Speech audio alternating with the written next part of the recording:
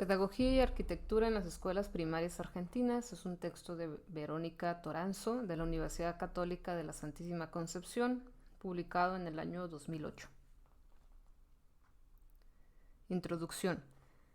Este artículo surge de un trabajo de investigación realizado en el marco de una tesis de maestría en educación, de investigación de la que se dará cuenta incursiona a modo exploratoria en el espacio escolar, tema poco investigado y discutido desde el ámbito educativo. Intenta rescatar momentos de encuentro y desencuentro entre la pedagogía y la arquitectura, mediante el análisis de las escuelas primarias de gestión estatal de la Ciudad Autónoma de Buenos Aires, haciendo hincapié en los espacios abiertos diseñados para el movimiento por considerarse, este último, fundamental pero poco lugar en la escuela. El estudio de los edificios para la pedagogía. El objetivo de esta investigación fue explorar la relación entre el diseño de los espacios educativos, arquitectura escolar, más especialmente los espacios abiertos y las concepciones pedagógicas al momento de la construcción de los edificios escolares en las escuelas nivel primario de gestión estatal del GCBA o Ciudad Autónoma de Buenos Aires. Luego de analizar estudios, memorias descriptivas e investigaciones muy pocas realizadas en la Argentina, se decidió elaborar un marco conceptual que sostuviera la importancia de los espacios en escuelas de tres perspectivas. A. La cultura material. B. Las necesidades espaciales y de movimiento del niño y la niña. C. La influencia de la normativa en el diseño del espacio escolar. De esta manera se cubrirían los diferentes aspectos que hacen a una concepción del espacio escolar, concebido por una cultura en particular, más específicamente una cultura material, las necesidades reales de quienes habitan estos espacios y el conjunto de normativas que, desde la arquitectura escolar, marcan determinadas políticas y concepciones. Una mirada histórica.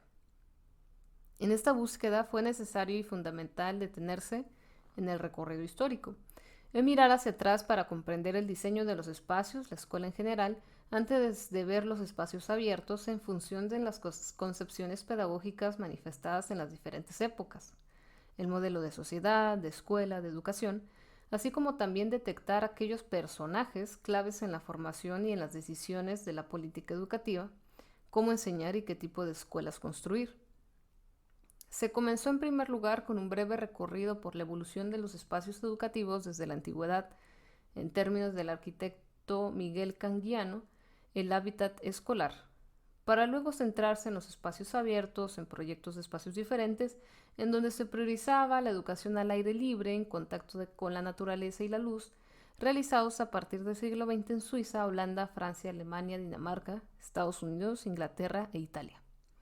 Al llegar a la mirada histórica en la Argentina, se tomó para su estudio la tipología utilizada desde la arquitectura para poder identificar y describir la variedad de escuelas del parque escolar existente. Las denominaciones de estos tipos se deben a diferentes razones. Llevan el nombre de quienes idearon su concepción, escuelas sarmientistas de los arquitectos que las construyeron como Waldorf, Gelli, Cantilo, del estilo de vivienda de Buenos Aires de la época, como el esquema cerrado, esquema U y vivienda chorizo adaptada, en función de nombres importados o de quienes las apadrinaron, como el estilo internacional y república. Por su lugar de emplazamiento, escuelas parque, o por la época de construcción como la década del 60, por la denominación de un plan de construcciones o el nombre del intendente que lo propició, como Plan 60 o Escuelas Cacciatore. Por su sistema constructivo prenova y adaptaba, por su reciente construcción moderna o por su ubicación entre medianeras. Asimismo, se analizaron las políticas de las construcciones escolares tomando como referencia aquellos organismos encargados de las mismas. Primero, el sector de obras públicas hasta llegar finalmente al sector educativo y los documentos realizados sobre arquitectura escolar. La realidad de los espacios en la escuela. Para determinar la cantidad de escuelas y su tipo de construcción se tomó como base un informe del año de 1991 realizado por la Dirección de Investigación Educativa DIE de la Municipalidad de la Ciudad de Buenos Aires. Este informe fue realizado para determinar el parque escolar existente hasta el momento, en función de ver la capacidad de adaptación de las escuelas a una nueva reforma educativa, Al mismo se realizaron las actualizaciones correspondientes, consultando para ello el nomenclador que se encuentra en el archivo de la Dirección de Infraestructura, Mantenimiento y Equipamiento de la Secretaría de Educación del GCBA, y se mantuvieron varias entrevistas con la jefa de dicho archivo. Con estos datos se actualizaron los cuadros que se presentan a continuación, tomados del informe de la DIE, y en el mismo, para aproximarse al tema de la adaptabilidad de los edificios escolares a nuevas reformas educativas, se definen dos variables. 1. La tipología, que es el estudio sistemático de los distintos caracteres morfológicos, funcionales y constructivos comunes en los distintos tipos de edificios escolares. 2. Funcionalidad, es el estudio posterior que define el grado de adaptabilidad que poseen los diferentes tipos de edificios escolares a las normativas y pautas pedagógicas existentes y a las de una posible reforma. En el cuadro número 1 se estipula la cantidad de escuelas según su tipo. Por ejemplo, el parque, que tiene una cantidad, es una tipología, tiene una cantidad de 4 y tiene un 1% en su totalidad. La República de la década del 60 tiene una cantidad de 55 entre los dos, 42 de República, y década del 60, 13, representado con un 12.5%. En el orden número 3, en tipología, tenemos el Yeli Cantilo, de 18 de cantidad, 4%, estilo internacional, 44 de cantidad, con un 10%, sarmientista, con un 25 de cantidad, Waldorf, con 30, Plan 60, 55%, y estos tres tipologías representan el 25,5%. En el número 6, en tipologías, tenemos el Prenova con una cantidad de 3 y con una representación del 0.7%. Atípicas con posibilidades de adaptación en tipologías son con una cantidad de 52 y 12% de representación. No tienen adaptabilidad, hay 145, lo que representa el 33,4%. Moderna o entre medianeras solo hay 3, representando con 0.7%, y adaptada solamente una, con 0,2% de representación. En total, se analizaron 435 escuelas según su tipología. En la primera columna, orden, se ubican las escuelas de mayor o menor capacidad de adaptabilidad, y se puede decir que observando el cuadro número 1 es posible concluir que un 33,4% de las escuelas no tienen adaptabilidad a nuevas reformas educativas, por lo que las condiciones en términos espaciales y por lo tanto de calidad de estas escuelas son muy diferentes a otras. Son en su mayoría aquellas pertenecientes a las tipologías esquema cerrado, esquema U y vivienda chorizo adaptada. Las aulas rodean un patio central y responden al estilo de vivienda de Buenos Aires de los años 1900. Que debieron alquilarse como escuelas debido a la gran inmigración a partir de 1914 por la Primera Guerra Mundial. Por lo tanto, los espacios que poseen este tipo de escuelas para la recreación y el movimiento son ínfimos, así como también las aulas de materias especiales y demás espacios con los que deberían contar por tratarse la escuela de un lugar donde los niños y niñas pasan tantas horas. El informe de la DIE sugiere su demolición, pero aún faltan muchas escuelas por ser reemplazadas. La calidad educativa en las 435 escuelas primarias públicas de gestión estatal del GCBA es muy diferente si se considera el espacio como una parte del currículum y educador y facilitador de aprendizaje en sí mismo. En el cuadro número 2, donde se representa la cantidad de escuelas según su año de construcción, se analizan los periodos de construcciones escolares. En el último periodo de construcciones, por ejemplo, de 1991 al 2005, se realizaron escuelas para reemplazar otras obsoletas y también se agregaron nuevas al parque escolar existente. Esto redujo el porcentaje de escuelas sin adaptabilidad a nuevos cambios pedagógicos, solo el 44%, dato que presenta el informe del DIE en el año de 1991.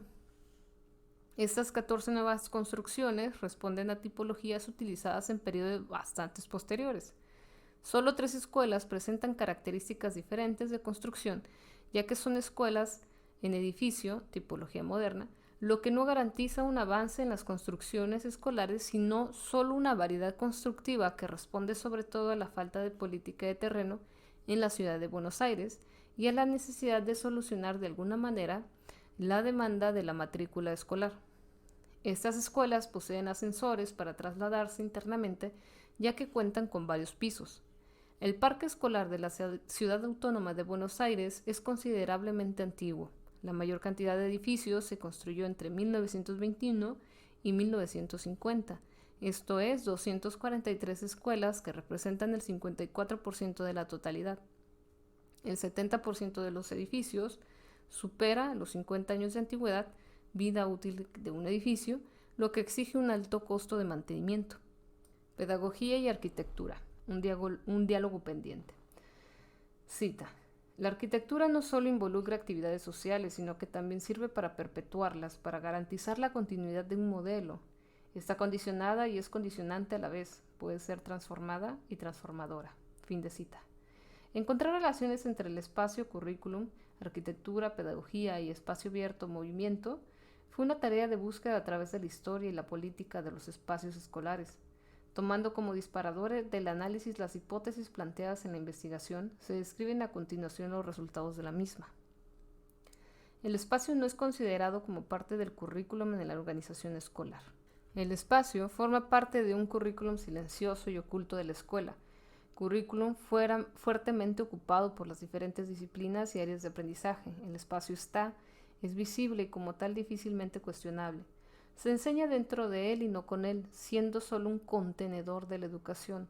Dentro de la escuela hay espacios edificados y otros no edificados, espacios fuertemente diferenciados para el reposo y para el movimiento, para jugar y para no jugar. Aún falta mucho para que los pedagogos le otorguen al espacio un lugar en el currículum y en la política educativa. La evolución histórica de los espacios escolares muestra la relación arquitectura-pedagogía, los momentos en que caminaron juntas y aquellos en los que no. A través de la historia de las construcciones escolares es posible encontrar momentos de encuentro y desencuentro entre las necesidades pedagógicas y las resoluciones arquitectónicas.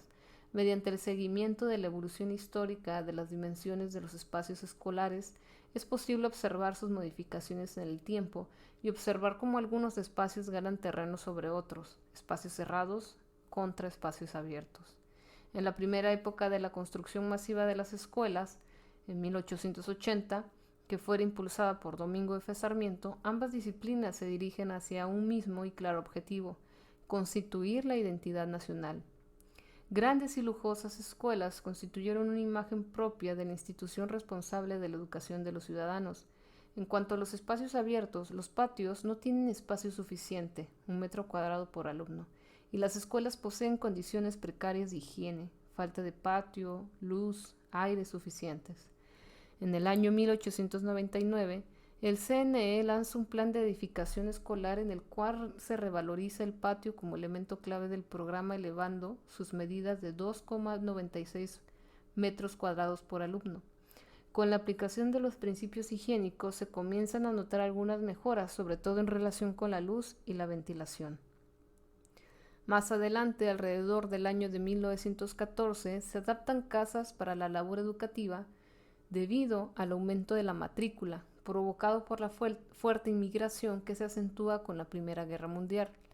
En cuanto a la concepción espacial, se continúa con la distribución de las aulas alrededor de un patio común. Entre 1910 y 1930, respondiendo a nuevos conceptos sanitarios, el patio rodea el edificio, sustituyendo el patio cerrado por el abierto, constituyendo así la fachada exterior. A partir de la década del 30, junto con los cambios en el campo educativo, jardines de infantes, educación mixta, doble escolaridad, surge una arquitectura funcionalista y relacionista que intenta dar respuesta a ello. La pedagogía reclama suma de espacios según las nuevas necesidades surgidas del campo social. En la década del 40, la arquitectura se presenta fuertemente ligada a la política, ya que se realizan gran cantidad de escuelas, sobre todo en los barrios obreros. Para la década del 50, con el aporte de la psicología, cambia la pedagogía. Se modifica el concepto del alumno y se lo ubica en un lugar de participación y protagonismo, dando un giro en el concepto de enseñanza y el aprendizaje. Esto no se ve reflejado en los edificios. dado que continúan respondiendo a la imagen de aulas alrededor del patio. En la década del 70, ante nuevas necesidades sociales de asistencialismo, surgen los comedores y los jardines maternales, otorgándose mayor importancia a la resolución funcional técnico-constructiva que a la expresión formal de los edificios.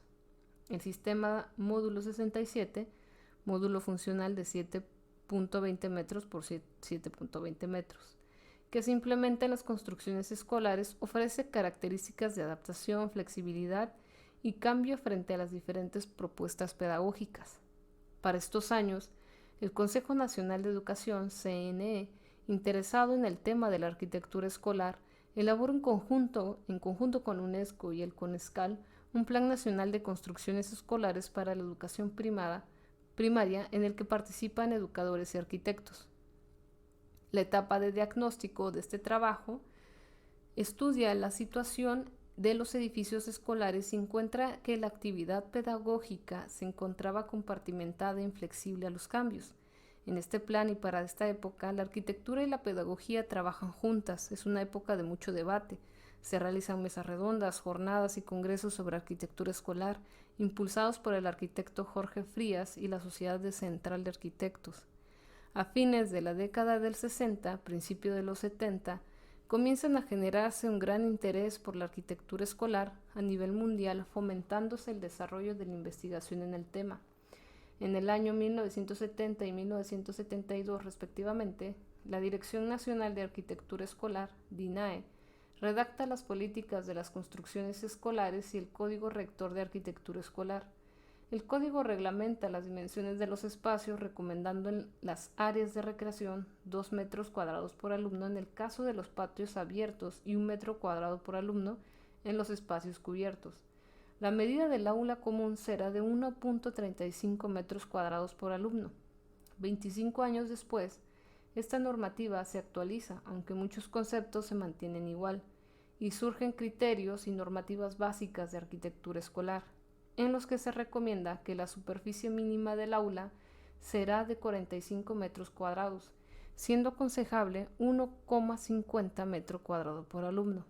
En cuanto al área de recreación, la superficie semicubierta y o descubierta mínima será de 2 metros cuadrados por alumno para eje B1 y eje B2 y de 1.5 metros cuadrados por alumno para eje B3. Las expansiones exteriores serán de 2 metros cuadrados por alumno. Después de 1976, con la transferencia de las escuelas primarias a las provincias y a la municipalidad de la ciudad de Buenos Aires, cada provincia debió hacerse cargo de sus edificios. Así, la capital federal inició el Plan 60 bajo la intendencia de Cacciatore.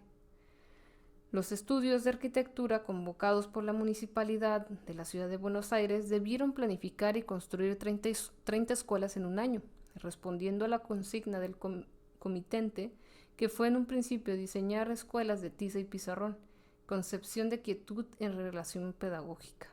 Y luego, surgida de una propuesta renovadora, responder a la necesidad de contar con un espacio educativo integrador con un amplio desarrollo curricular, dando mayor importancia a las materias especiales. En esta segunda etapa de desarrollo del plan, en los edificios comienzan a aparecer en realidad y se retoma el concepto de flexibilidad y del diseño de nuevos espacios como los patios taller, la huerta y el Zoom, comunicados muchas veces por cerramientos corredizos y superficies vidriadas, con estructura de hormigón armado y ladrillo a la vista, muy característico de estas escuelas, conocidos en la ciudad de Buenos Aires como escuelas Cacciatore. Poseen, si los terrenos lo permiten, espacios abiertos o terrazas para la recreación donde los terrenos son más pequeños. Esta segunda etapa del plan se realiza por concurso de antecedentes y anteproyectos de diferentes estudios de arquitectura, de lo que surgen propuestas alternativas en el diseño de los diferentes espacios. En la década del 90, la Dirección de Investigación Educativa DIE de la MCBA realiza un relevamiento del parque escolar existente y concluyen que los edificios escolares no estaban adaptados al nuevo currículum. Hoy continúan funcionando gran cantidad de escuelas sin adaptabilidad que ya habían sido señaladas en el informe de la DIE en el año de 1991. La arquitectura y la pedagogía difícilmente se comunican. Apartándonos un poco de la variable económica y política para el diseño de los espacios escolares abiertos y cerrados, es necesario encontrar un diálogo entre las disciplinas intervenientes para poder así establecer una coherencia en el proceso pedagógico. Los momentos en la historia en los que fue posible el diálogo entre la arquitectura y la pedagogía respondieron en su mayoría a cambios provenientes del campo social, comedores, jardines maternales, o del campo educativo en lo que se refiere a estructura, aulas para materias especiales, por lo que el diálogo y la comunicación entre las disciplinas pasó por un aspecto funcional más que pedagógico. El concepto de flexibilidad introducido a partir de la década del 60 es lo que más se aproximó en los últimos tiempos en la búsqueda de los puntos de encuentro entre ambas disciplinas, aunque haya quienes no opinan lo mismo. Es así que hoy nos encontramos con espacios obsoletos, viviendas adaptadas con aulas alrededor del patio central, que aún continúan utilizándose, y otros de reciente construcción que representan las mismas características espaciales que aquellos construidos en la década del 10-20, como si la influencia de la psicología y los principios de la escuela activa no hubiesen incidido en la forma de educar. Por otro lado, varios son los ejemplos de espacios clausurados, por lo tanto, inutilizados, o de aquellos utilizados para otro fin. En estos casos, la mayor dificultad se encuentra en la falta de códigos comunes entre las disciplinas y o de la toma de decisiones de quienes forman parte de la política pública. Educadores que no consideran al espacio como parte del currículum y que por lo tanto no pueden comunicar sus necesidades a los arquitectos y estos que diseñan sin una expresión clara de la necesidad por parte de los usuarios de las escuelas. La normativa establecida no generó mejores resultados en las construcciones escolares. Que exista una regulación no significa necesariamente su cumplimiento ni tampoco la eficiencia de su redacción. Muchas veces por la falta de terrenos o por la pequeñez de sus dimensiones, por razones económicas y o políticas, la construcción de escuelas sufre muchas modificaciones. En el caso de los espacios abiertos, patios, si analizamos sus dimensiones, se observan, según lo establecido en las normativas, que fueron reduciéndose comenzando por 2.6 metros cuadrados a 2.10 metros cuadrados a 2 metros cuadrados hasta llegar a 1.5 metros cuadrados. Como excepción a esta cronología, en 1938, por ejemplo, en las normas generales de edificación escolar, se llega a ampliar el espacio destinado a recreos y ejercitación física a 5 metros cuadrados. Ya desde el discurso se lee cómo la normativa fue reduciendo las medidas mínimas a tener en cuenta en la construcción de los espacios abiertos en la escuela. Se evidencia la falta de espacios recreativos al aire libre, y ya en 1896 Pablo Pisurno hacía referencia a la falta de patios en las escuelas y finalizando la década del 60 se tendió a cerrar los patios abiertos, techándolos con chapa de tipo parabólico respondiendo a una moda oficial. También al aumentar la demanda educativa, el Estado amplió el número de aulas construyéndolas en la superficie destinada en las aulas especiales y a los patios. Este lugar secundario, otorgado en los espacios abiertos de la escuela por parte de quienes los diseñan y, por qué no también, de quienes los utilizan, queda claramente expresada en los criterios básicos de la normativa de arquitectura escolar a considerar la maximización del uso del recurso físico, esto es, su flexibilización y la programación de su alto uso que permite una correcta relación costo-beneficio. Un patio seguramente sea menos rentable que un aula a la luz de este discurso. Aquí cabe preguntarse si las medidas indicadas en la normativa de las construcciones escolares responden realmente a las necesidades de los niños o niñas, sobre todo a las necesidades de movimiento, al igual que la maximización del recurso físico. Ambas resoluciones cuantitativas parecen responder más a una decisión referida a la economía que a la pedagogía y a la calidad educativa. Reflexiones sobre un posible diálogo entre arquitectura y pedagogía. Que un edificio responda o no a las necesidades y reformas pedagógicas no se refiere solo a su estructura, sino a su forma, relacionada con la metodología, la didáctica y en definitiva con el concepto amplio del término educar. En esto también es determinante la concepción que se tenga del espacio y lo que el mismo produce, posibilita o perjudica en el aprendizaje.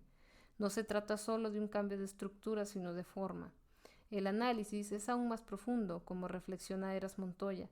Se trata de la dimensión cualitativa del espacio escolar que no se ha contemplado con interés y frecuencia, ya que tradicionalmente se ha estudiado el espacio a través de las medidas mínimas por los alumnos, es decir, teniendo en cuenta la cantidad de espacio y no su calidad. De esta manera, en esta instancia, se plantea avanzar un poco más allá del análisis de arquitectura versus pedagogía, ya que esto fue posible de observar mediante los datos presentados, sino de dar un paso más y cuestionarnos. Estructura versus forma. ¿Alcanza con sumar espacios a la escuela o se trata de pensar diferente la manera de concebirlos y utilizarlos? ¿Es posible conseguir o seguir pensando en el aula como espacio principal o pedagógico, dejando los espacios abiertos en un lugar complementario o de apoyo? Como reflexiona Fernández Alba, cita, la escuela sigue siendo aún sin construirse para los tiempos del niño, considerando a la arquitectura fundamentalmente agresiva y vacía, fin de cita. La arquitectura es la respuesta a un modelo de sociedad, un Estado, una política. Cambiar la arquitectura merece una mutación, cambio brusco de los contenidos. Cambio en toda la toma de decisiones políticas, en las prioridades y en los objetivos. No es posible un cambio solo en las áreas para que el mismo sea efectivo.